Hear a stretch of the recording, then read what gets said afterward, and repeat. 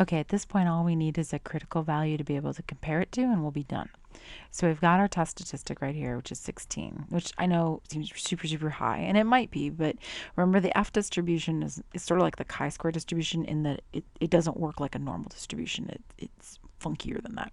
So how will we find the critical value? Well, you could use the table. They gave it to you right here. Oops, let me go back to the problem. So they gave you pages of the F distribution table, and you could fiddle around in there if you so chose. For example, you really want the area in your right tail to be 0.05, right? Oh no, 0.025, that's right. So you want 0.025.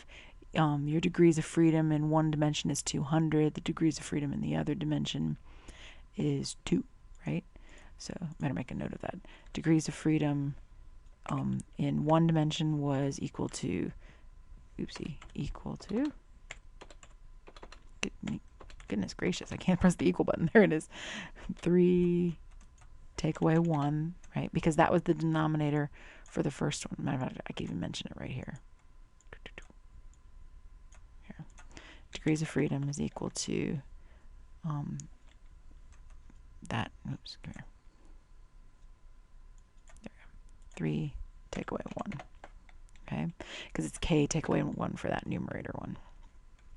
And then over here, for this denominator, it was the degrees of freedom was equal to 210 take away 1.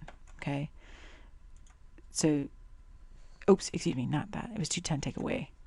It was n minus k, is what it was. So this one, let me just make a note.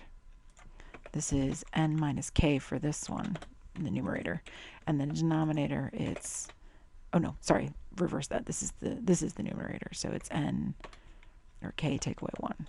There we go. So this is the numerator over here. Numerator. I can't spell. Oh my gosh. There we go. And this is the denominator over here. Okay. And remember, this was MST divided by MSE. Right? That's how we found that. Okay. So we could use the table, basically using 2 and 207 as our degrees of freedom. So we would have to, this isn't going to work because this table has 12 and 200. And notice there's no 207. We would have to just kind of do our best. Let's look back here. There we go. 200, 3.04, somewhere in there. So we could kind of do it down here, 3.76, whichever. All right, so there's that option, right, which would work, right? But there's also Excel, right? Excel finds these things pretty quickly. All you have to do is type equals F inverse dot inverse.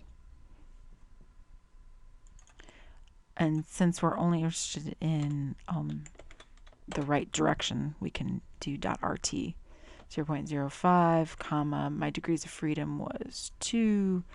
My other degrees of freedom was 207, which was in, oops, you can't see it, but that cell right there.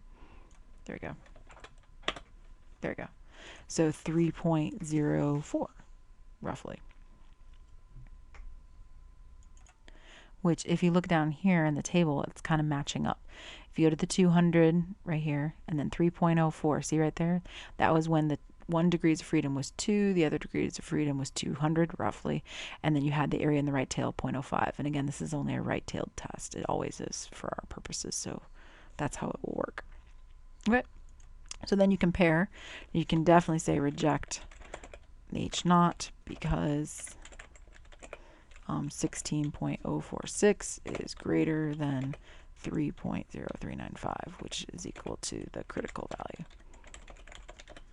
Cool. Oops, and that was F. F test stat equals. There we go. And that gives us what we would answer down here, because if we reject the null hypothesis, then that's saying that there is enough evidence to support the claim that there's a difference between the two. Remember, for these tests, by the way, you can always treat them like right-tailed, but the null hypothesis is that they're basically equal in the mean, and the alternative is that at least one of them is different. Let me type that. And there we go. And since we rejected the null hypothesis, there is enough evidence. It's right-tailed, by the way, because everything's squared, so everything's positive all the time.